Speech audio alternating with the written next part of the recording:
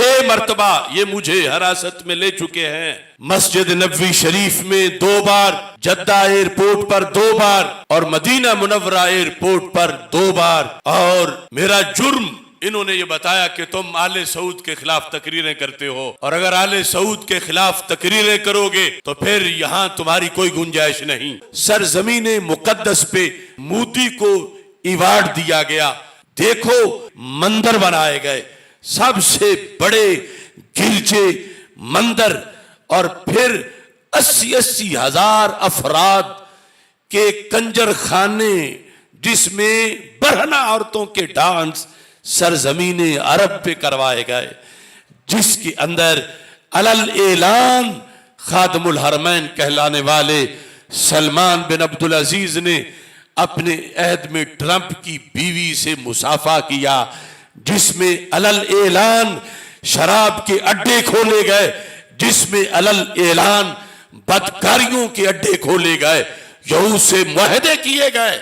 और जिन लोगों ने आवाज बुलंद की क़यामत के दिन अपने रब को जवाब देने के लिए, इन लोगों ने उनके लिए जमीनें तंग की, इन लोगों ने उन लोगों पर पाबंदियां लगाई। आज भी अरब की जेलों के अंदर 2-4 नहीं, हजारों की तादाद में वहां के उलमा भी बंद हैं, जो अगरचे अक्सर उनमें इन्हीं के अकीदे के हैं, मगर वो भी इनके जुल्म पे जब चुप नहीं रहे और उन्होंने भी इनकी यहूदियत नवाजी और इनकी नसारा की दोस्ती के खिलाफ कुरान जब पढ़ा है तो उन्हें भी रातों रात उठाया गया है, उन्हें भी बंद किया गया है। और दुनिया में जिस कोने पर भी जिसने आवाज बुलंद की, इन्होंने उन लोगों को पकड़ा, उन्हें दबाया, उनके साथ वही सलूक किया जो आज बैतुल मुकद्दस में यहूदी मुस्लिम उम्मा के साथ कर रहे हैं। अब हमारा इनका झगड़ा प्लाट का नहीं, हमारा और इनका झगड़ा कुरान का है। इन्होंने इसराइल को तस्लीम किया तो हमने कहा कि अल्लाह फरमाता है ला तत्तखिजुल यहूद वन नसारा औलिया, कि यहूद और नसारा को दोस्त ना बनाओ। तुम किस मुंह से उनसे दोस्ती कर रहे हो? वो कोरोना जो इंटरनेशनल एजेंडा था, साजिश थी, जिसमें तारीख में पहली मर्तबा आकर इन्होंने हरम शरीफ को बंद किया। पूरी दुनिया में उस वक्त इस बंदा नाचीज की अकेली आवाज गूंजी थी और मैंने ये कहा था कि ये फ्रॉड है, ये इस्लाम के खिलाफ साजिश है, मत बंद करो हरमैन शरीफ को। और मैंने अकीदा तौहीद की आवाज बुलंद करते हुए कहा था कि मुझे एक खुदा पर यकीन है, मैं कोरोने वाले शख्स को अपने गले लगाकर तवाफ कराऊंगा, मुझे बुलाओ, हरम को बंद करने का जुल्म ना करो। इन्होंने हज बंद किया, हमने आवाज अल्लाह के फजल से बुलंद की। वो बंदा जो 100% कोरोना का मरीज है, मैं उसका बाजू पकड़ के उसको काबे का तवाफ कराऊंगा और 7 चक्कर पूरे करूंगा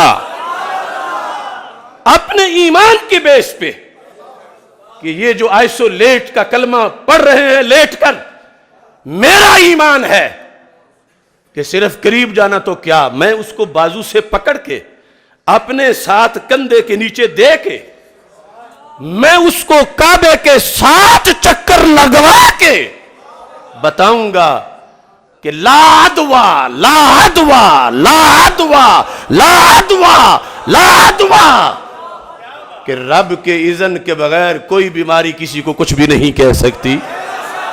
आज वो 35 साल की मेरी जिद्दोजहद, जिसके एक एक खुतबे में मैंने इनकी उन गलत कारियों को जो मिन शर्रिन कद इक़्तरब वाली सारी चीजें सामने थी, अल्लाह का फजल है मैंने खोल के बयान किया और उसके नतीजे में आज मुझ पे इन्होंने पाबंदियां लगाई। मेरा जो आखिरी सफर था चंद दिन पहले की गुफ्तगू में 2019 के डॉक्यूमेंट्स के लिहाज से मैंने बताया, उस वक्त से ये मुझ पे पाबंदियां लगाए हुए हैं। मेरी अजम से उठने वाली आवाज, इनके ईवानों में अल्लाह के फजल से उसने जलजला तारी किया और मैं इनकी पाबंदी को जूते की नोक पे रखता हूं। لبیک لبیک لبیک یا رسول اللہ. اس سے پہلے 6 مرتبہ یہ مجھے حراست میں لے چکے ہیں. مسجد نبوی شریف میں 2 بار، جدہ ایئرپورٹ پر 2 بار اور مدینہ منورہ ایئرپورٹ پر 2 بار. اور میرا جرم انہوں نے یہ بتایا کہ تم آل سعود کے خلاف تقریریں کرتے ہو، اور اگر آل سعود کے خلاف تقریریں کرو گے تو پھر یہاں تمہاری کوئی گنجائش نہیں. مجھے وہ کہنے لگے کہ ہم آل سعود کے غلام ہیں، تو میں نے بربلا کہا تم آل سعود کے غلام ہو تو میں آل درود کا غلام ہوں.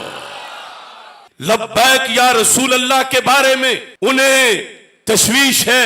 میں نے اس پر 2 ٹوک موقف یہاں بھی اپنایا ہے، وہاں بھی واضح کیا ہے کہ اگر بخاری میں صحابہ کا یہ قول ہے اور وہ بار بار رسول پاک صلی اللہ علیہ وسلم کو لبیک یا رسول اللہ صلی اللہ علیہ وسلم کہہ کے اپنی وفاؤں کا اظہار کرتے رہے اور وہ مشرک نہیں ہوئے، یقیناً نہیں ہوئے، تو ہمیں بھی اس عقیدے میں کوئی فرق نہیں آئے گا.